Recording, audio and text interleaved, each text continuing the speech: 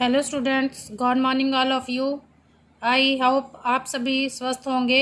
इस कोविड-19 के समय में भी हमें अपनी लर्निंग नहीं छोड़नी है। Stay home, stay safe, stay positive. तो आइए आज का टॉपिक शुरू करते हैं। आज का अपना टॉपिक है मातृभाषा के रूप में हिंदी शिक्षण का महत्व। देखिए, सबसे पहले मातृभाषा क्या है? What is mother tongue? जैसा कि हम पिछले टॉपिक में पढ़ चुके हैं कि भाषा क्या है, उसका अर्थ तथा प्रकृति और उसके रूप।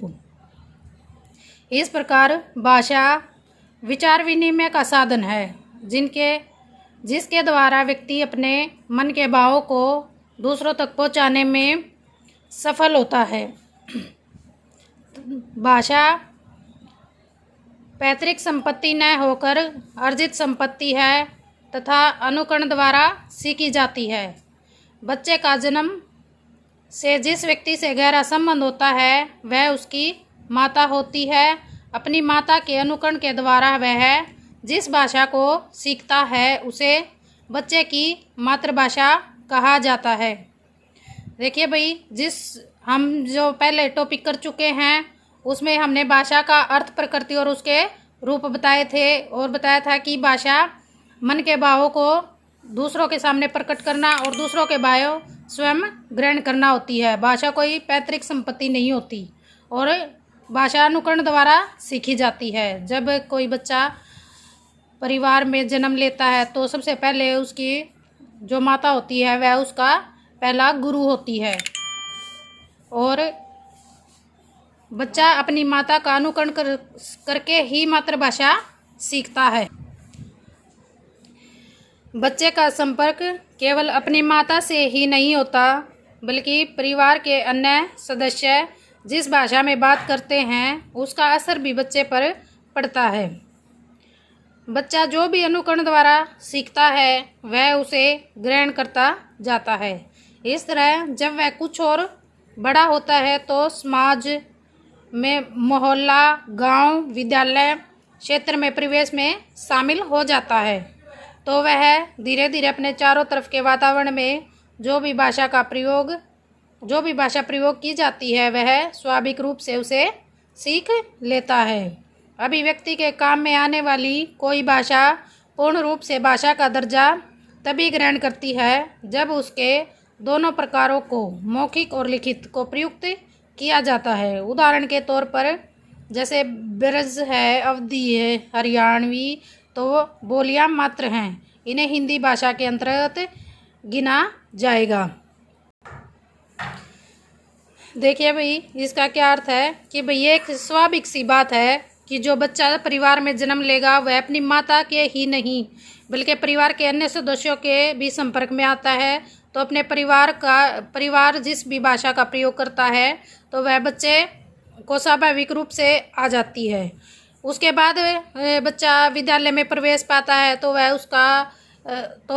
वह विद्यालय में भी, गांव में भी और मोहल्ले में भी और समाज में भी उसका एक संपर्क स्थापित हो जाता है और वह अपने चारों ओर के वातावरण को धीरे धीरे जो भी भाषा उस वातावरण में प्रयोग की जाती है उसको स्वाभाविक रूप से सीख लेता है। तो जो भी भाषा का वह प्रयोग करता है, जैसे हरियाणा में हरियाणवी बोली जाती है, राजस्थान में राजस्थानी बोली जाती है, पंजाब में पंजाबी बोली जाती है, लेकिन वह हिंदी भाषा के अंतर्गत आती हैं। उसकी मातृभाषा हरियाणवी, पंजाबी, राजस्थानी न होकर हिंदी ही मानी जाएगी और सीमित क्षेत्रों में बोली और समझी जाने वाली बोलियां नहीं उसकी भाषा मानी जाएंगी। आगे देखिए भाई, मातृभाषा के रूप में हिंदी का महत्व, importance of Hindi as a mother tongue. हमारी जो हिंदी भाषा है उसका क्या इम्पोर्टेंस है भाई?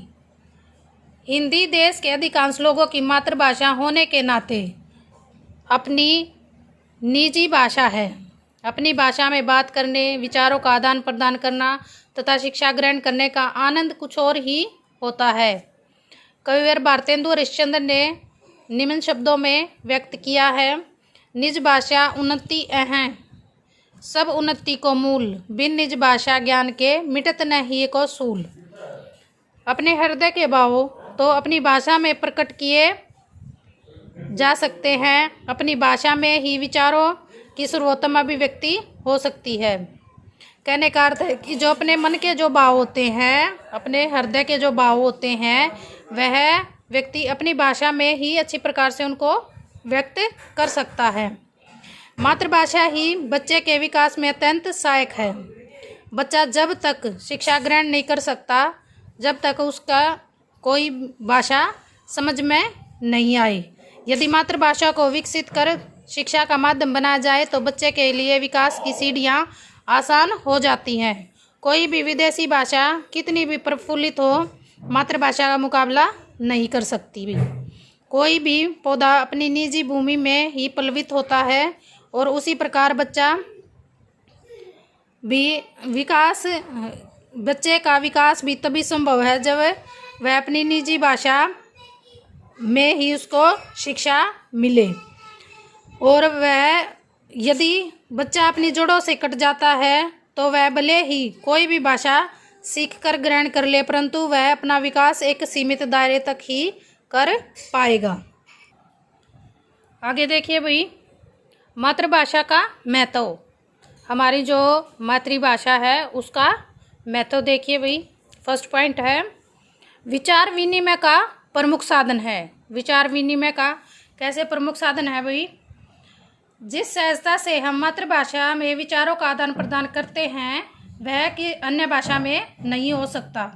विचार और भाषा का जो अटूट संबंध है वह अपनी मातृभाषा में ही संभव है। जितना अधिक हम विचारों को प्रकट करते हैं, हमारे अंदर उतने ही नए विचार आते रहते हैं। हम मातृभाषा के माध्यम से ही इन विचारों को पूर्णता व प्रभाविकता के साथ प्रकट करते हैं और दूसरों के विचारों के भाव को पूर्णता के साथ ग्रहण करते हैं। नेक्स्ट पॉइंट देखिए, स्कूली जीवन पर आधारशिला। स्कूली जीवन की आधारशिला।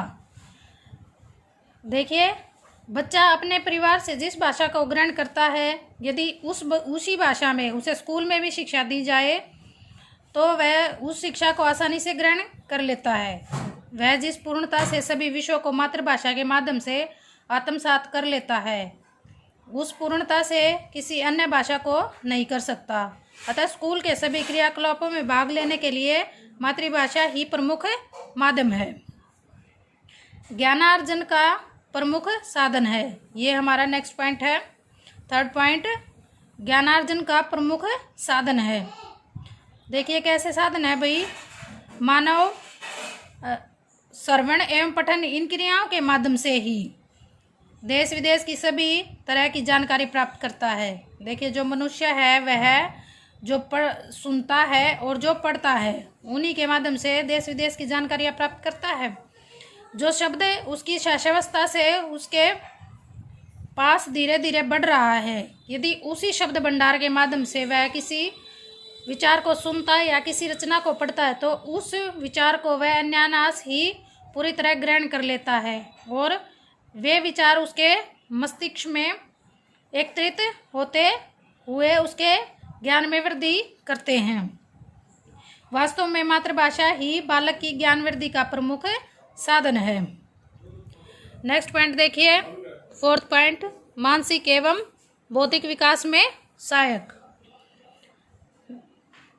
ज्ञान वृद्धि से बुद्धि विकसित होती है। ज्ञान वृद्धि से बुद्धि विकसित होती है और बौद्धिक विकास से मानसिक विकास प्रभावित होता है। ये तो नेचुरल सी बात है भाई कि बौद्धिक विकास से मानसिक विकास प्रभावित होता है। मानसिक विकास के लिए विचार शक्ति, तर्क शक्ति, विवेकशीलता तथा अभिव्यक्ति कौशल का होना अत्यंत आवश्यक है। जिस व्यक्ति का भाषा पर जितना अधिकार होगा उसकी विचार शक्ति, तर्क शक्ति, अभिव्यक्ति भी उतनी ही अधिक विकसित होगी।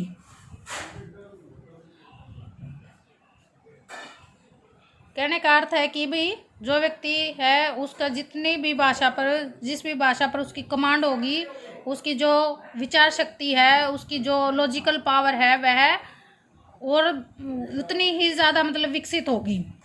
नेक्स्ट पॉइंट इज 5 पॉइंट, शारीरिक विकास में सहायक है। कैसे सहायक है भाई? मातृभाषा में स्वाभाविक रूप से की गई विचार अभिव्यक्ति बच्चे के मन को प्रसन्नता प्रदान करती है।